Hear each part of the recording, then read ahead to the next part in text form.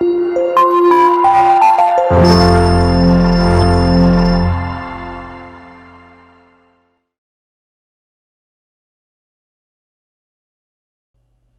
बच्चों, कैसे हैं आप? उम्मीद करती हूँ आप बढ़िया और एकदम मज़े में होंगे। बच्चों, आज हम एक बहुत अच्छी कहानी पढ़ेंगे जिसका नाम है पिता की सीख। एक गांव में एक किसान परिवार रहता था। परिवार संपन्न था। संपन्न यानी कि हर सुख सुविधाओं से परिपूर्ण। घर में किसी प्रकार का कोई अभाव नहीं था। चारों ओर खुशहाली ही खुशहाली थी। लेकिन वर्षा ऋतु में गांव का संपर्क बाहरी दुनिया से टूट जाता था। यानी कि वो जो गांव था, वर्षा ऋतु के दौरान इतना पानी आ जाता था कि वो दूसरे जगहों से उनका संपर्क टूट जाता था। गांव के दोनों ओर जो नदियां बहती थी, क्योंकि ये नदियां बहती थी जिस कारण पानी का बहाव तेज हो जाता था और लोग आ जा नहीं सकते थे। वर्षा ऋतु में नदियों में बाढ़ आने जाने का खतरा था। ना कोई गांव से बाहर जा सकता था और ना गांव में आ सकता था। ना सड़क थी ना पुल था। एक बार कई दिनों तक लगातार मूसलाधार वर्षा हुई। मूसलाधार यानी बहुत तेज। दोनों नदियों में भीषण बाढ़ आ गई। बाढ़ का पानी गांव में भी भर गया। ऐसे में उस किसान के पिता को हैजा हो गया। हैजा एक बीमारी है।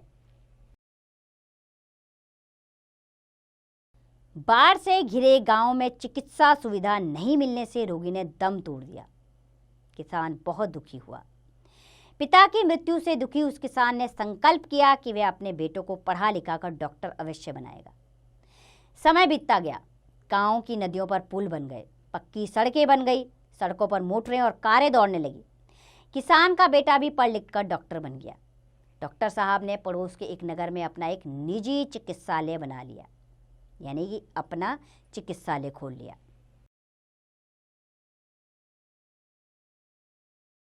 डॉक्टर साहब के हाथ में यश था।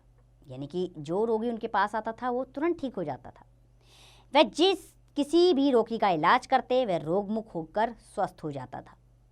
डॉक्टर के पास रोगियों की बड़ी भीड़ रहने लगी। उनकी ख्याति यानी प्रसिद्धि, उनकी ख्याति चारों ओर फैल गई। यानी कि उनकी प्रशंसा अब चारों तरफ होने लगी, क्योंकि वो ऐसे डॉक्टर थे।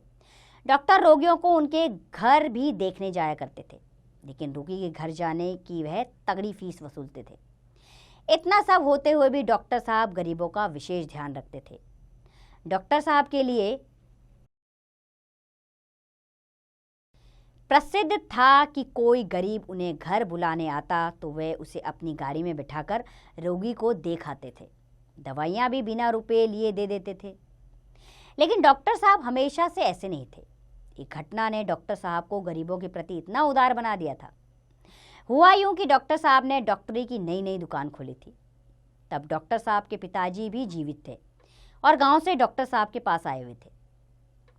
डॉक्टर साहब की डॉक्टरी अच्छी चल निकली थी। एक दिन किसी दूर के गांव के एक किसान आया। उसने हाथ जोड़ते हुए कहा, डॉक्टर साहब से कहा, मेरी पत्नी बहुत बीमार है, आप गांव चलकर उसे देख लें। डॉक्टर साहब बोले, इतनी दूर मैं 200 रुपये लिए बिना नहीं जाऊंगा। मेरी फीस यहाँ रख दो और टैक्सी ले आओ।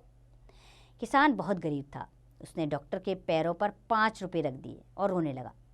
रोते रोते ही वह बोला, मेरे पास और रुपए नहीं हैं, आप मेरे घर चलें, टैक्सी ले आता हूँ, आपके शेष रुपए फसल आने पर अवश्य दे दूंगा। अवश्य यानी जरूर।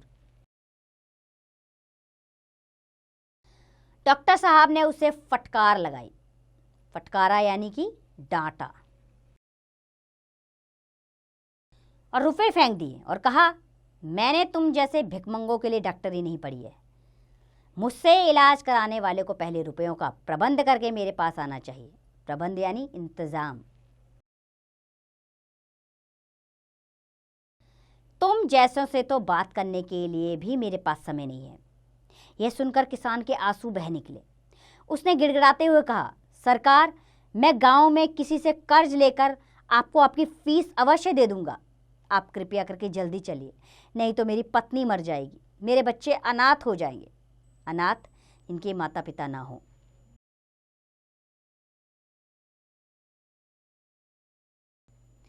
मेरी गृहस्थी चौपट हो जाएगी। किसान की अनुनय विनय से भी डॉक्टर साहब का दिल नहीं पसीजा।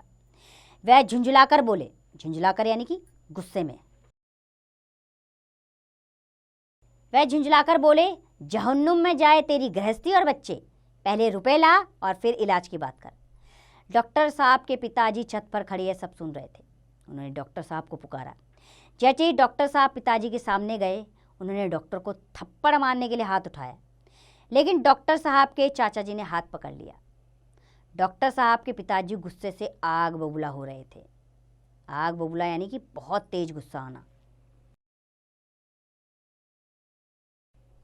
और जोर जोर से बोलते जा रहे थे, मैंने तुझे इसलिए पढ़ा लिखा का डॉक्टर बनाया था कि तू गरीबों के साथ ऐसा बुरा व्यवहार करे, उन्हें गालियां बके, उनका गला काटे। जा अभी मेरे घर से निकल जा। तेरे पालने पोसने और पढ़ाने लिखाने में जितने रुपए लगे हैं चुपचाप दे जा, नहीं तो अभी उस किसान के घर अपनी गाड़ी लेकर जा। उससे दवा का एक भी पैसा अगर तूने लिया तो मैं मिट्टी का तेल डालकर तेरी दुकान में आग लगा दूंगा। डॉक्टर साहब को काटो तो खून नहीं, उनकी रुलाई फूट पड़ी। रोते रोते पिताजी के चरणों पर सिर रख दिया। तब पिताजी कुछ नम्र होकर बोले, मैंने इलाज के अभाव में अपने पिताजी को तड़प तड़प कर मरते हुए देखा है। तू क्या समझेगा इस दर्द को? मुझे तेरे इस व्यवहार पर बड़ा दुख हो रहा है। व्यवहार यानी बर्ताव।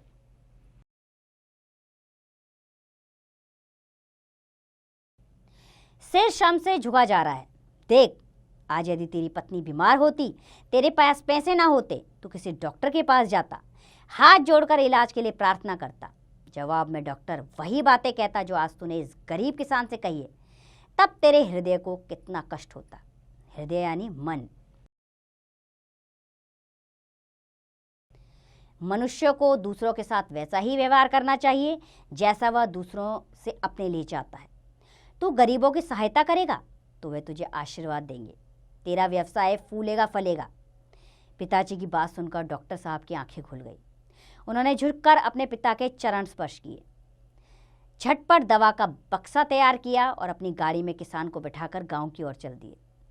डॉक्टर साहब की सामयिक चिकित्सा से किसान की पत्नी ठीक हो गई। कुछ वर्ष बाद डॉक्टर के पिता स्वर्ग सिधार गए। डॉक्टर साहब ने अपने चिकित्सालय के परिसर में अपने पूज्य पिताजी की स्मृति में मूर्ति स्थापित की। यह मूर्ति डॉक्टर साहब को गरीबों की सेवा करने के लिए सदैव प्रेरित करती रही। इसके बाद से डॉक्टर साहब ने कभी किसी गरीब रोगी को निराश नहीं किया। तो बच्चों, इस पाठ से हमें यह मौलिक ज्ञान मिलता है कि हमें गरीबों के प्रति दया की भावना विकसित करनी चाहिए। वो मानवीय गुणों का विकास हमेशा अपने अंदर करना चाहिए। हमेशा दूसरों की सहायता के लिए हमें आगे आना चाहिए। दूसरे के दुख को अपना दुख समझकर उसकी सहायता करनी चाहिए।